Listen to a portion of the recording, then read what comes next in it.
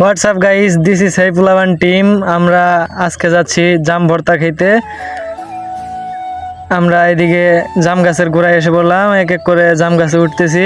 জাম গাছে আমরা কেউ ওইভাবে উঠতে পারি না, এর জন্য বাঁশ বেয়ে বেয়ে আমরা গাছে উঠতেছি। এটা আমি, তারপর রবিউল আমার আগেই উঠে পড়েছে। রবিউলের ভিডিওটা নিতে পারিনি, সে অনেকটা উঠলুক। তারপর রনি উঠলো, রনির ভিডিওটা আমরা নিয়েছি। তারপর এই যে স্বপন ভাই, একে একে সবাই আমরা গাছে উঠলাম। তো সবাই গাছে ওঠার পর এক একজন এক এক ডাল বেছে নিল। এদিকে আমাদের স্বপন ভাই এখনো গাছে উঠে সেরে উঠতে পারেনি। আমরা উঠার পর সবাই নিজেদের মতো আগে পেট বোঝাই করতেছি, কারণ আগে নিজের পেট পরে অন্যের পেট। এদিকে আবার রবিউল অনেক আগায় উঠে গেছে, আমরা সেখানে যেতে পারিনি। রবিউলের কাছে সবাই জাম চাচ্ছে, রবিউল বুঝতে পারতেছে না সে নিজে খাবে নাকি অন্যের জন্য ফেলাবে।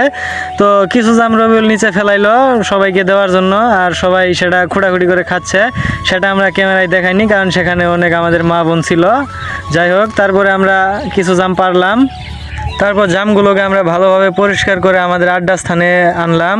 আনার পর রনি কিছু মরিচ দিল এবং আমি একটা গাবলা নিয়ে আসলাম। গাবলার মধ্যে আমরা মরিচ টরিচ সব কিছু ভালো করে মাখাচ্ছি। আমাদের মাখানো প্রায় শেষের দিকে। আর এই দেখেন আমরা 3-4জন আছি, একজন ক্যামেরাতে দেখা যাচ্ছে না। পরে আমরা ভর্তাটা ভালো মতো করলাম। এদিকে শোভনের জিভায় জল এসে পড়েছে। শোভন খাবে খাবে ভাব, কিন্তু খাইতে পারতেছে না শরমে। তবুও শোভন একটুখানি খেয়ে ফেললো, খেয়ে বললো যে অসাধারণ হয়েছে। আমাদের ভর্তা করা প্রায় শেষ। তারপর আমরা খাওয়া শুরু করলাম, আর তারপর এক একজনের মনের অনুভূতি কি, ভর্তার অনুভূতি কি, সেটা জানলাম। অনুভূতি সেই সেই ডগ, আপনার অনুভূতি সেই ডগ একেবারে 100 100 করা।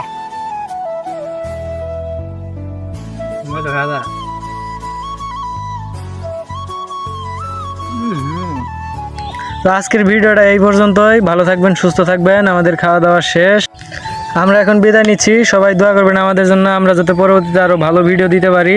আল্লাহ হাফেজ।